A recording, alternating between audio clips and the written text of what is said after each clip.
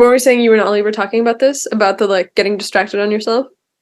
Yeah, so I don't know, 2 days ago or something, we were driving and I was reflecting to him that it's so weird spending all day on Zoom because I never look at myself as much as I do. Mm. And that's like a big shift from being in person to being remote. And I noticed for this job that I just started that I set up my Zoom differently so that I'm small because before I had it on active speaker. So whoever was speaking was the big one. And so when I was speaking, I was looking at myself and I got like really obsessed with like looking at myself. And I would notice that when I'm talking, when other people are talking, I can look at them.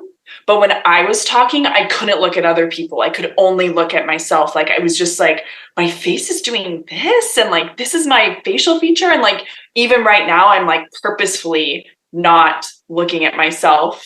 I'm purposefully looking at you, but I had this impulse constantly to be like, ooh, what do I look like? It was really weird. So I'm at my parents' house right now, and it was really weird growing up in this house because every single room has floor to ceiling mirrors. Oh, interesting. And I was always perplexed by that. I think my mom read in some decorating magazine that it made the house look bigger. And like the house is plenty big. So I don't know why it was necessary. And it wasn't like she was like, perhaps we should add some tasteful mirrors here and there. It's like, no, every like behind me. Yeah. Like every single room has an enormous mirror. And so it was always this weird thing where on one hand, they were always there. And on the other hand, I also knew that to spend time staring in the mirror was just a bottomless rabbit hole of depression. And so I just like I've always grown up with this knowledge of like it's the abyss into which you cannot spend too much time looking. Especially Mm. with the way that the internet is set up right now, where it's like constantly trying to present you hot ladies at every turn. Has this happened to you? Yeah, and every time the algorithm goes a little bit in that direction, I have to sort of rescope it. Like, no, no, no, we don't want to go there. Well, it was really funny because I was talking to Shiloh about this the other day, and I was I, I saw statistics somewhere that like 95% of men look at porn. And I was expressing to him how shocked I was by it. And he's like, yeah, like Facebook is always showing me asses. And I was kind of like, yeah, yeah, that happens. And I was thinking about like the stuff that comes up on my Facebook and like the shorts window. And he showed it to me today. It is literally naked butts. And like, this is not something that he has ever clicked on before. It is literally just the thing that shows up on Facebook when you open it. It's just like, would you like asses? I'm sure you would like asses, good sir. And it's like, it's a weird thing because obviously that's the thing that gets the most clicks. Because you go to YouTube and you look at the front page of YouTube and it's just like a bunch of dudes playing guitar. And there's a guy who's playing just the most wicked cover of a Pink Floyd song that you've ever heard. And there's a naked lady playing drums, or not fully naked, like partially naked. Thanks Tastefully. for Tastefully naked. clarifying. You can't actually put full naked. She's playing the drums. 30 million views, 90 million views, 100 million views. It is the easiest thing to just get sucked into this endless warp of just how do I perform for this creepy black lens? And when you're on Zoom all day, that's basically it's like not pornographic, but it's still like the step of like I am performing. And we've never, ever, ever had to think about ourselves as performing in this way as you do when you see yourself in the moment of speaking on a screen. Yeah. This was like reserved exclusively for Hollywood, which I suppose you thought you would escape, but joke's on you, I guess. It feels good to finally be using my degree. Yeah, do you think that it changes how you interact with? Do you feel like you're calling on your training when you have to do Zoom stuff? Uh, it's hard to know, but yeah, I mean, I definitely like I don't have like a fear of being in front of other people, and so even if I have a fear physically, I've pushed past it so many times that it doesn't register to me as being significant. It's like, oh yeah, this anxiety or this anxiousness is here, like time to move forward. So it's helped me in that way, I'm sure, in many cases, like many meetings where the tendency would be for people to be quiet. And I'm like, I'll say something.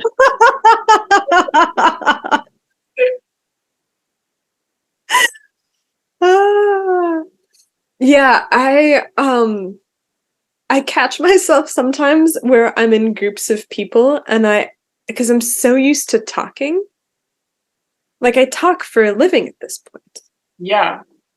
where I have to really hold myself back and be like, you can't do this in public.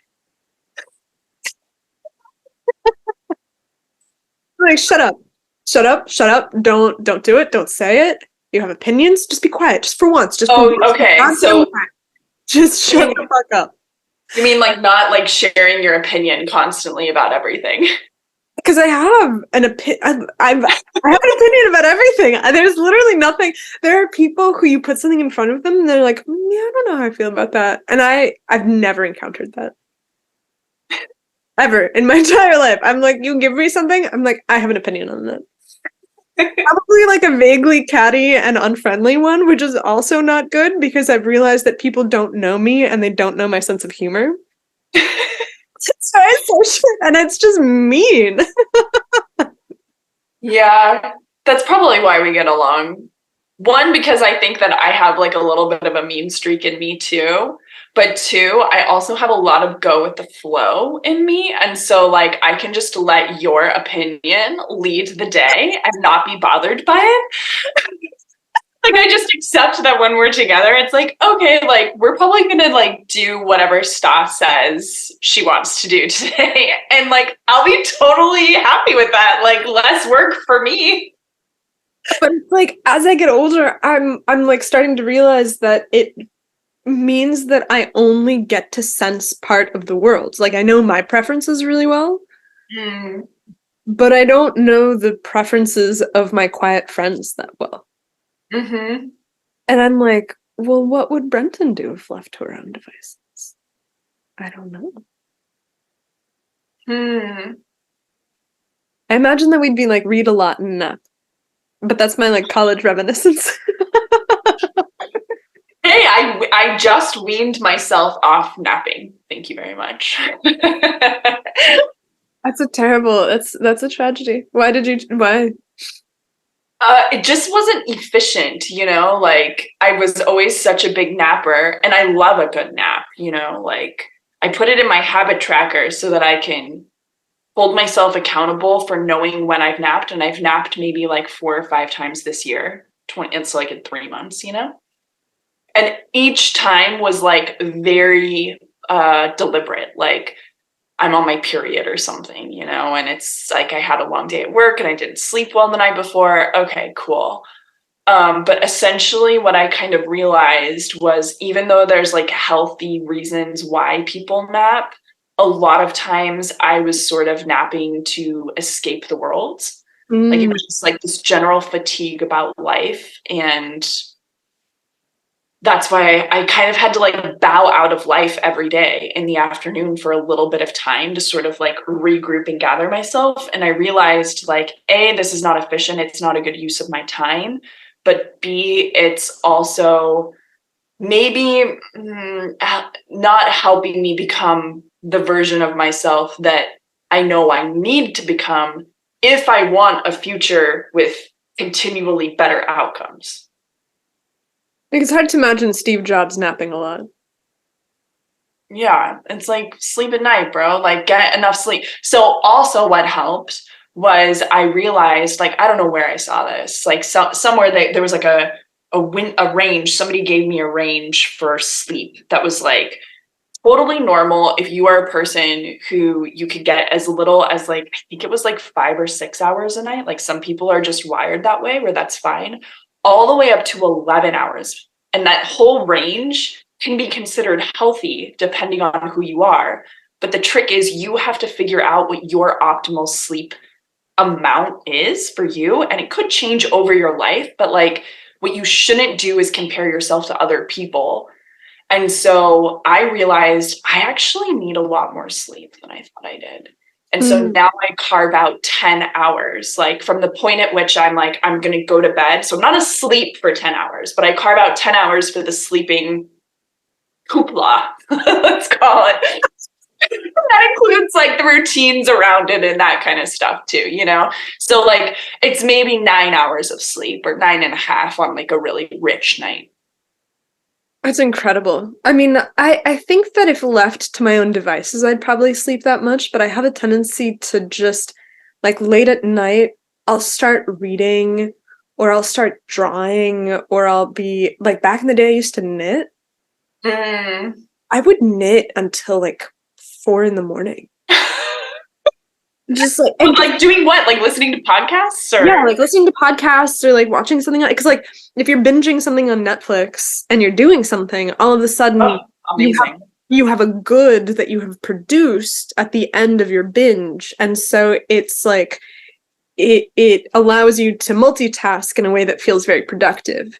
At some point I realized that knitting was like a really vacuous activity for me because I was like, what is knitting? It's following a pattern. You're literally like looking at a chart and you are obsessively tracking every single stitch, Mm. making sure that you perform it correctly. And I was like, I don't know that I want to train myself to become a more efficient automaton. And like it's not creative at all. It's just this process of like yes, you're making something, but you're not really making something because you know how to make it. You're making something because you're good at following directions. I mean, you're talking to like the generation that grew up on IKEA furniture, man. It's like this is what it feels like. It's like I built this bookshelf. I mean, it's funny that you say that because I've like built a couple of bookshelves. I've built a bed frame. I'm working on like building a planter in the backyard right now. Nice. It underlines just how shitty my carpentry skills are and how bad I am at building something from scratch. It's like the bed frame was the most hideous thing that I've ever built in my entire life. It was like heavy, poorly sanded, no right angles, terrible resolution. It was Farmer Brown's first bed frame, and I was proud of it, but it also was like so it was held together by the tension of these enormous lug screws, and so any movement it creaked loudly. And Oh so no. you could never really sleep through the night because any roll would just result in the screeching of wood tearing against metal. And I slept in it for like 3 years. Where is the blessed bed frame now? We took it apart when we left New York. We lived out of our car for 4 months. Yeah. We took it apart to build the frame for the bed in the car, which was another catastrophe because we were like, I was like stupidly like, we should save on gas. And so instead of putting a plywood bed frame in, we should make it out of thin plastic, the top of it. Mm-hmm. But thin plastic doesn't really hold body weight that well. And so you would collapse it in the middle of the night regularly. Oh Like my. it took me probably a year to fix all of the fucked up things that I did to my body in those 4 months. Oh wow. Like we had these bins that we would store underneath the frame and you'd have to pull them out. And at some point I think I ripped my rotator cuff Ooh. or at least like severely damaged it. And I think that was the worst of the injuries because then you'd like sleep on it and then you'd like fall through. Oh wow. Okay. Yikes. Yeah, I think I remember the tubs. I think you guys came to visit us at one point. And then I just remember being like, why are there all of these like 10-gallon tubs that keep entering our house from their car? Tubs. I was like, they're just here for 3 days. Like, what's going on? Like, did we just have an overnight bag? No, that was a disaster. I really am amazed that we're still together after that. To be it was a classic case of like the idea being much better than the reality of it. Mm. which I feel like is kind of a constant theme of my life. Mm, yeah. I like I've been listening to Robert Greene a lot recently. I sent you some of his stuff. Did you ever like look into him? No. No. Okay, that's totally fine. Um he was talking about people's plans, and he was like, the problem with people's plans is that what you think you're planning things, but what you're really doing is you're just like engaging in an act of wishful thinking. And the plan is full of all of these wishes of, and then I wish that this outcome happens, and then I wish that this outcome happens, and this and this and this. And I was like, God damn it, Robert, like, here, you fucking calling me out here. Like, all of my plans are like these sort of like wishful thinking things. And then I set myself up to get pissed off when something doesn't happen. And I'm just like not thinking about a plan in terms of what I can control versus what I can't control, that like life is more in charge of, and life is going to serve me up this thing. And so I'm confusing sort of what I can actually do versus what's in life's court. And I'm trying to like put my finger in a honey pot my hands don't belong in, and I'm setting myself up for future disappointment because I'm hinging my like satisfaction, I guess, on something happening a certain way that involves life serving up circumstances in a particular framework for me to enjoy. And it's just like, could that happen? Sure, but that's like a lottery. It's like, that's not life. So what's his solution?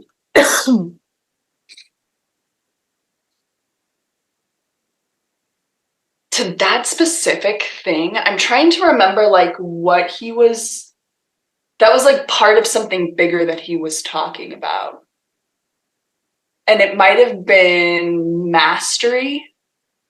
So like he's really known for like going really deep into power, like how power works between people, how human nature is, like how humans are just like a very realist point of view. Like, this is the way things are. There's no use in us acting as if this isn't the case because it already is. So just play by the rules. And then mastery is another area that he's known for, of like, how do you actually like master something, and why is mastering something an important thing for somebody to do in life? And I think that the whole planning thing probably had something to do under the mastery side of things. Well, it has to be a blend of mastery and limitation, right? Because it's like, if you have a plan for mastery, but you're not taking into account the reality of the world as it's going to knock you down as you go, Right. you can't actually make it. Like, I think about this a lot at this age, especially because I feel like the ability to pivot narrows as you get older. Agree or disagree? The ability to pivot, you mean like in your career? I think in everything. Like in a relationship, in your career, in your... The longer the relationship goes on, the harder it is to pivot. The longer your life goes on, the harder it is to pivot. Like, you get a habit, like you're eating not the right things, and now I need to pivot and make a change to eating the right things. But you've eaten the wrong things for the entire time that you've been alive, and so you don't even have a set of ideas about what it means to eat the right thing, and you don't have a palate for it. Like, whatever. For sure, agree. And so I've just like been feeling more and more the sense that there's a limitation to the pivots that are available to you, and that really comes in with this wishful thinking thing, because it's like, okay, you wake up one morning and you're like, I want to be a concert pianist, and you're 45 and you've never played the piano before. Like, I don't know, I don't think that's possible. And I think that we live in a culture that's just kind of like, rah rah, go get it, manifest your dreams, you can make it happen, just believe in yourself. And it's like, I don't think that's true. I don't even think that's really true when you're maybe even when you're like 25. Like, I think that if you start playing the piano when you're like 5, then maybe you can do it, or you could pivot to like playing concert violin or something. But the idea that you would start from scratch in middle age and make it, I don't know. I think like you could probably build your own audience as a 45-year-old. You could if you did the right things, you could probably build an audience, but I don't know if you would be able to get to the place of like, I'm a professional concert pianist and embedded within this symphony or ensemble or something, when like there's politics of that whole world, and there's people who've been working their way up in that world who have seniority and who have leverage over you. Like you're not going to be able to like break in as like this 50-year-old who's like, I've been playing piano for 5 years, I quit my job to play piano.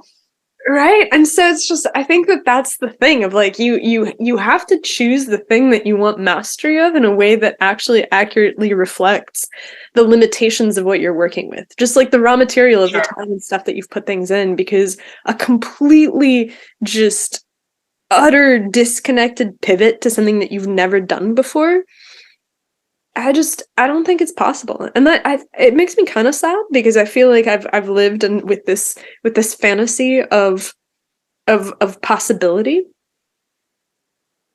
And I just Oh yeah, that's the millennial kind of blessing slash curse, is like, I don't know if you felt like you were sort of steeped in this growing up, but I absolutely feel like I was steeped in the idea that I can be anything I want.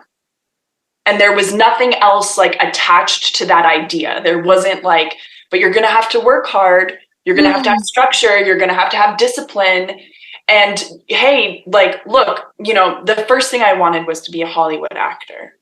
Nobody sat me down and was like, hey, here's what life as a Hollywood actor is actually like. Like, you're going to be counting every calorie that you eat. You're going to be making sure that like everything that you have here is like precisely dialed in and optimized to whatever God gave you to work with. This is going to mean, it's going to mean all of these things. Like nobody sat me down and explained that to me. They were just like, oh yeah, of course, honey, we want to support your dreams. You can be anything. And so I'm sort of like operating under these delusions that like I can just be myself and have whatever lifestyle habits I want to have, because everything's possible. I'm a free person. This is America, land of the free. Like, this is just kind of the vibe it felt like growing up. And so there was almost like this entitlement sort of thing of like, oh yeah, success is just going to magically happen or magically fall into my lap. And the process of graduating from college and moving into the real world where I have needs that I need to support has been a very sort of rude awakening, I would say, put it actually like a little bit mildly. Okay, so hold on. You graduate with a theater degree, and then how soon afterwards are you like, I don't know about this? The day of graduation. Really? So the day of graduation, I don't know if you remember this, you came to my graduation and the theater department. Mhm. And afterwards, I was like weeping. And you and my mom and like my mom's friends, like I was like very quiet about it, but like I just sort of let everyone around me like put the story on the situation. And so I remember like you and them being kind of like agreeing that like, oh yeah, it's very sad to like you're leaving your friends and this kind of thing. Like that was sort of the story, but like that wasn't why I was crying. Like inside I was crying because I was like, fuck. And it just felt like a bottomless fuck. Like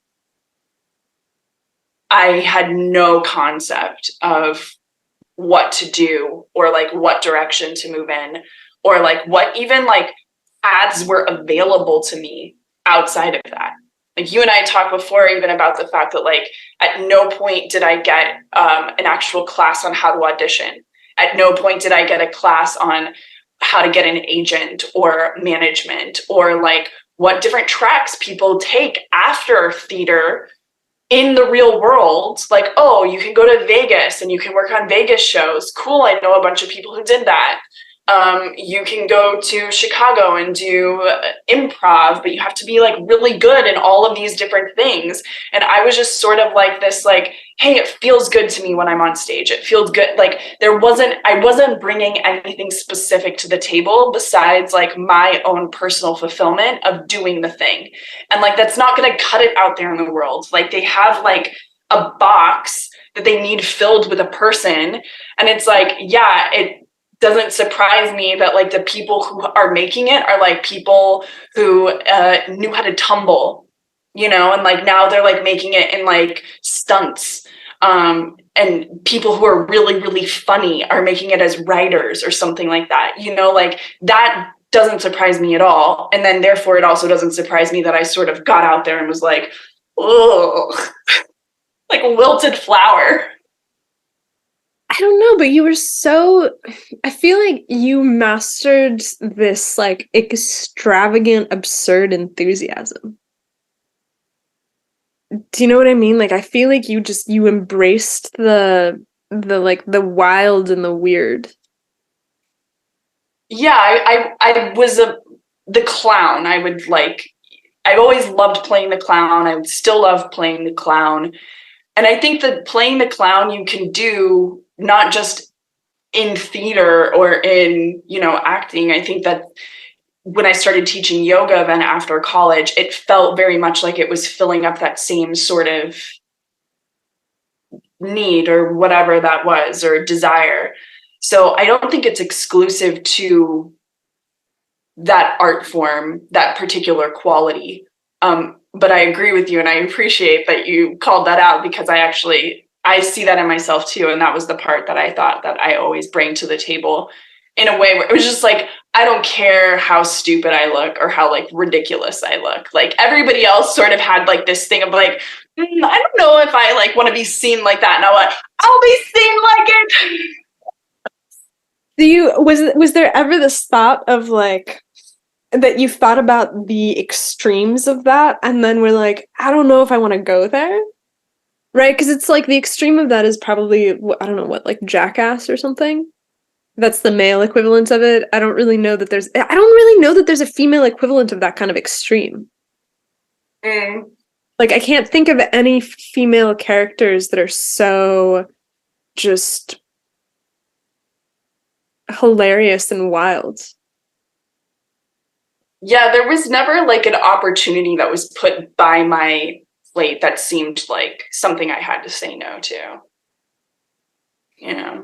I'm sure there would have, like, there's definitely limits, like if I saw like after college, like girls I was in Chicago with, and they were like auditioning and stuff, like they would sometimes have to grapple with things like, ooh, like they want me to do nudity. And like, I'm not sure that like that's something that I can handle, and so like I had conversations with them about just like, hey, like how are you feeling about this, and how are you going, approaching making this type of decision.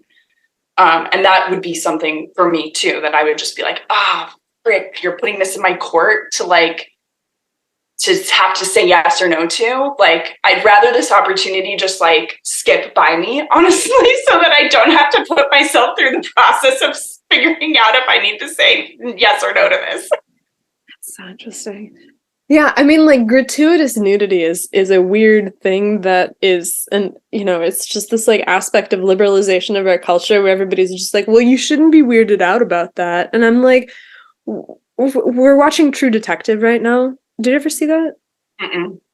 I mean, it's pretty good. It's like two main characters, Matthew McConaughey and Woody Harrelson, and they're these Okay. two detectives in Louisiana, and they're investigating this like kind of like weird occult murder. Mm. There's these, it's HBO, and so not only is there nudity, but there's these like really extended sex scenes that like don't add anything to the plot. It's just like, a little bit of booba that you can like salivate over or something. And I'm just kind of like, it feels weird to have it like slipped into a piece of art, and it's not really artful. Like it's hard for me to see it as artful. Yeah. And I don't think that it's because I'm a prude, which I don't think that I am. Though I Oh, actually I mean, you're like the least prude. I'm way more of a prude than you are. Like, if we were watching that together, I'd probably be the one who'd be like, God damn it. Yeah. I feel so old because Shiloh agrees and he's just like, ah, so stupid. And so we like fast forward through the sex scenes and I feel like such like an old geezer. But I'm like, it's so I just don't understand what I mean, I actually that's not true. I understand what drives it, right? And it's just Of this thing course. of like this is appealing to your animalistic reptile brain, but I'm like, is this really the best that we can do? It's Mm, all that we have to offer. Are we really gonna bow down to the limitations of our reptile brains? mm. I mean, like, everybody does. And so there's this attitude of just like, well, if everybody's doing it, like, I guess that's just what we do. And I'm just so I'm so annoyed by it. Well, it's so interesting too, because when I spend time in Europe, so I've spent time in England, Slovakia, Italy, and Prague. And there's just like a different vibe around nudity and art in Europe that I can't quite put my finger on or find words to articulate. I Do you think have have you I, experienced that? I I mean, of have an course. opinion. I have an opinion on this topic. What do you know? Stop. I think that in America, there was a certain prudishness that came from the religious puritanical roots. Mm-hmm. So nudity and sex was verboten. Like you could not express that through the 1950s, right?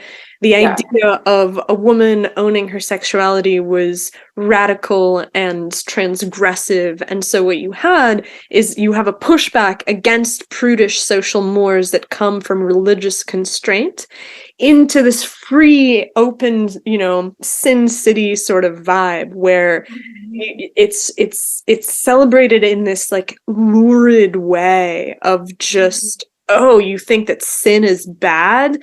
Well, here we engage in vice, and vice is cool. Like there's a fucking magazine called Vice Yeah. that was like the cool magazine of the early, what was it, like early aughts.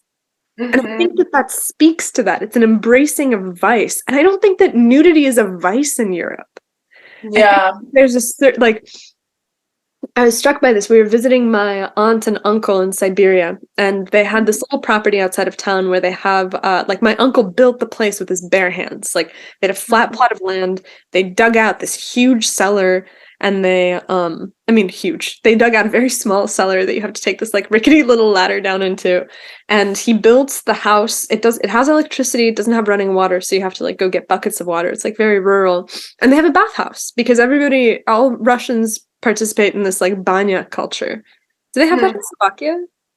I mean, yeah, they have like saunas and stuff like that. That's like I mean, I don't know exactly if it's a bathhouse the way that you're talking about, but like it's all nude pretty much. Like they don't let you go in your bathing suits, and then there's like communal pools and different rooms and stuff like that, and they'll give you a sheet to put on. But if you're wearing a bathing suit in there, like we got kicked out of the sauna last time Interesting.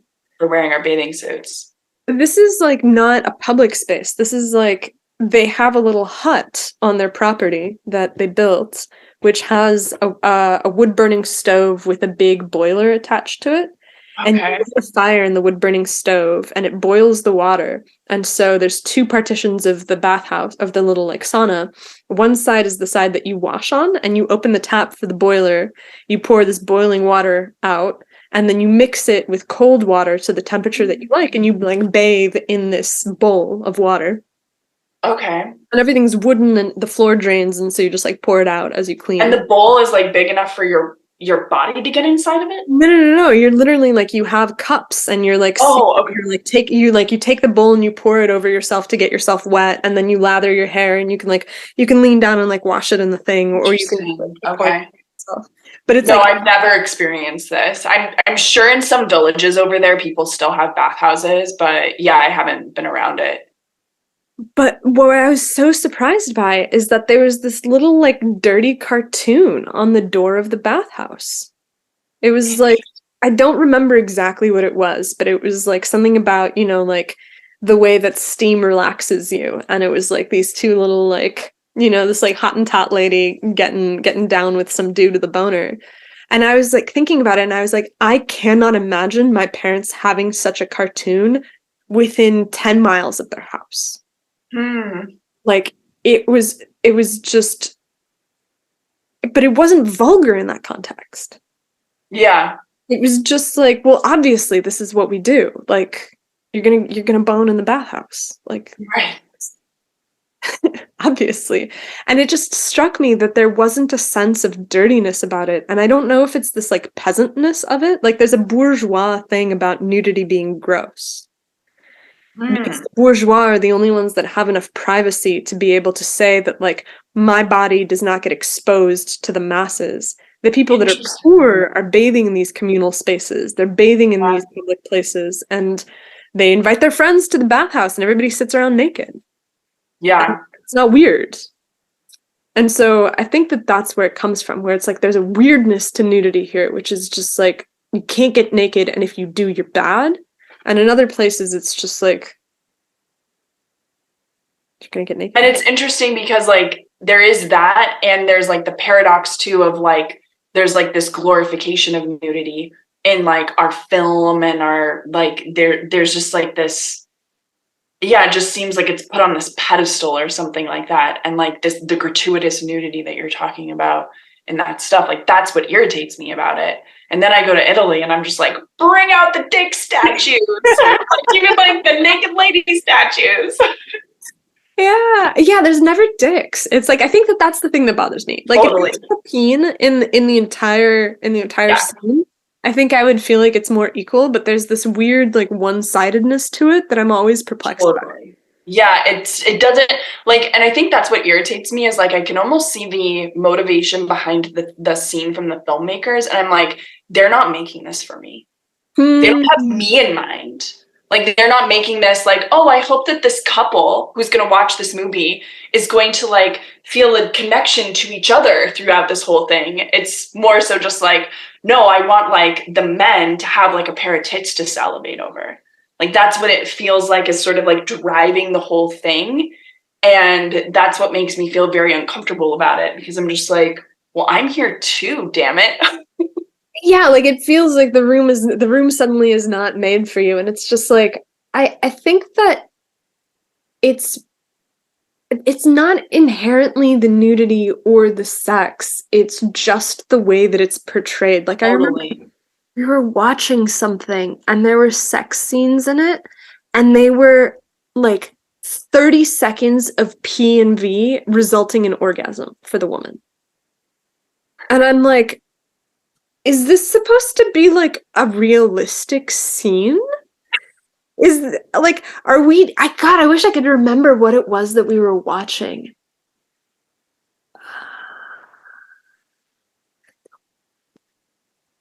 I don't remember. But like I just remember being shocked by it because I was like, so not only is this a gratuitous sex scene, but it's a sex scene that seems to undermine what a sex scene should convey, which is like what good sex looks like. Right. Where I'm like, at least if it was realistic to that end, I could be like, well, this is a teaching tool, right? Like you can start a conversation over something like this, and you can be like, wasn't that interesting? Right, right. Yeah, I mean, and then there's all of it contributes to us having bad sex, like as a society, and like not having the right conversations around sex. Ollie and I recently discovered Dr. Drew After Dark, Hmm. and this girl called in recently and was like, "Hey, like my boyfriend stopped going down on me because he got a blood clot from my uterus in his mouth. It like went in his throat, got lodged in his throat." And he got freaked, he got spooked, and he doesn't want to go down on me anymore. And Dr. Drew was like, well, how did he get the blood clot in his mouth? And then she was like, well, you know, he was like, he had his tongue inside my vagina. And he was like, just like, his tongue was deep in there and it just kind of spit it out into his mouth. And he's like, well, have you had a conversation with him about how your anatomy works? Have you told him like he doesn't need to go in the basement? He can just stay upstairs and like that's where it is for you? And she's like, well, no, because he seems like he's super into it. And Dr. Drew's like, well, he seems like he's super into it because he thinks you're into it. And whatever you're into, he's into. And so he just thinks that you really like this. And if you tell him that he doesn't need to go there anymore and he can just stay on top, problem solved. She's just like, oh, okay, well, thank you.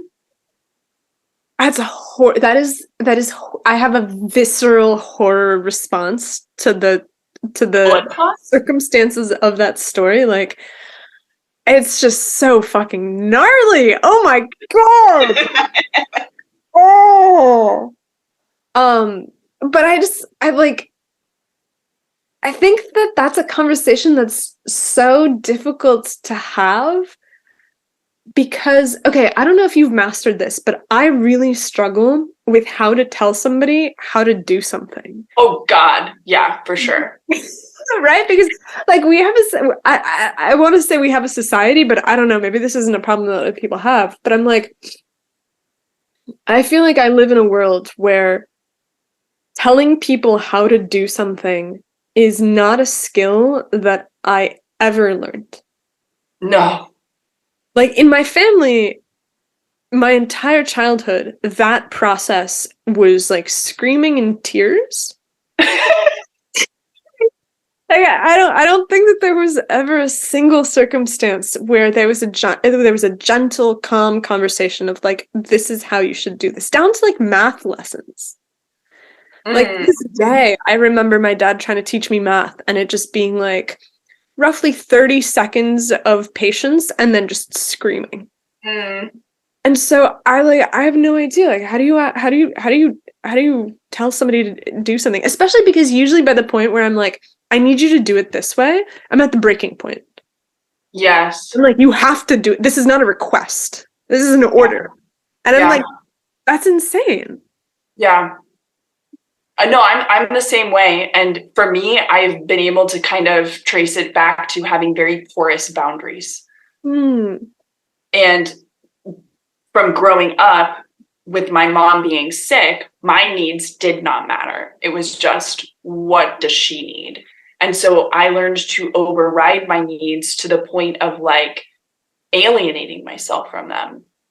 And so, like, I don't know when it was, maybe 10 years ago at this point, I got introduced to Marshall Rosenberg and his like system of nonviolent communication.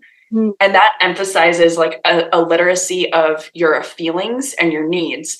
And when I was acquainting myself with it, I was just like flabbergasted. I was like, I majored in theater and I've like taken on characters and like played roles where I've like expressed emotions and all of this kind of stuff. Like I felt up until that point that like emotions were like my territory. And then I read his work and I was like, fuck, I don't know what I'm feeling any of the time at all. And I don't know what that stuff is telling me about my unmet needs. And so those needs, all the way back here, where all of this originates from, is what I should be going out into the world and saying, here's my line in the sand. Here's what I do tolerate. Here's what I don't tolerate. Here's what I do participate in. Here's what I don't participate in. And I feel like that for me is actually like connecting back to what you're saying of like, by the time you get to the point of like, I need you to do it a different way, like my boundaries have already been transgressed upon multiple times and I haven't caught that yet. And now I'm getting all flabbergasted, but ultimately it's my responsibility to catch that sooner and be like, this isn't working for me. Something else would work for me. But again, I didn't learn any of this growing up. Well, I think that I was actively taught against that growing up. Right. Like I was actively taught that like your preferences do not matter. And I think it makes sense because my parents grew up like that too, where it's like your preferences don't matter. And so I'm like, on one hand, I think that that's an important thing to teach your children because their preferences don't matter. Like I see parents that raise their kids with a different mindset, where they raise their kids with the mindset that their preferences do really matter. And their kids are monsters. And so I don't know. Granted, I'm not there all the time, right? And so I have no idea what actually goes on and what has created the monsters. But I'm like, that isn't right either. Correct. I would say that those people suffer from the opposite problem, which is too rigid of a boundary.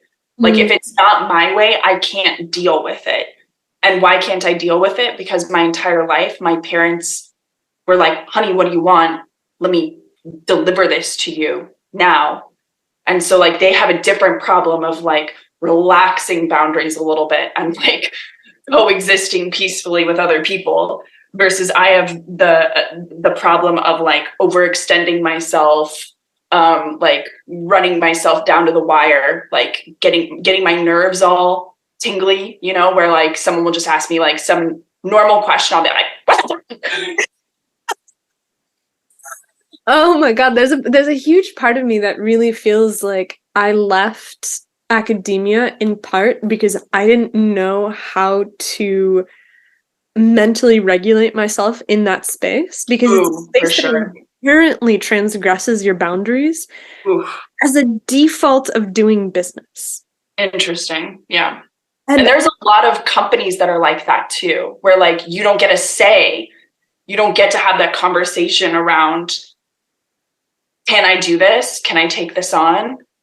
And I think in part men deal with that better because men are not as attuned to their emotions. And so somebody transgresses your boundaries and you take it and then you offload that to somewhere else because you don't feel like I think that in the culture of men, there is this really strong hierarchical, almost like bullying, Mm-hmm, mm-hmm. where it's like there's not you don't step out of line. There's a strong hierarchy of like who can speak and how to speak, and everybody's keeping each other in line in a way that women don't do emotionally. Women do it in other weird ways, which like I don't know the depths of exactly, but I think that it's psychological and like backstabby gossipy stuff. Yeah, kind of like frenemy stuff. Yeah, like they'll let you do something transgressive and then titter about it behind the scenes and like find ways to embarrass you or something like that. Yeah. And so it's like really weird because when you go into an industrial workspace, what you're doing is you're playing the male game. And I'm like constitutionally not optimized for that.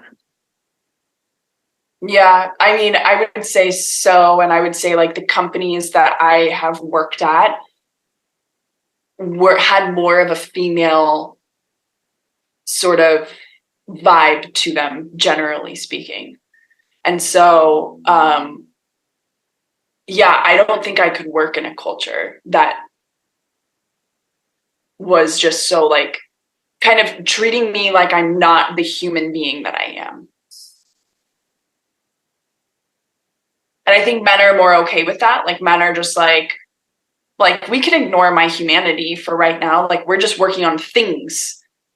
But women, I think, are more oriented towards people and towards themselves as a person. And so it's just like, no, dude, like if I'm in a bad mood, you're gonna get shit work out of me all day. So we gotta talk about that. Yeah. Oh my God. Maybe we can put a pin in it for right now. And the next time we can start with like something that Shiloh and I have been talking about is like the definition of a woman versus a man. Ooh, let's do that. I like it. Okay. Excellent. All right, till next Okay. time. Okay, cool. We're gonna end it. See ya. Bye.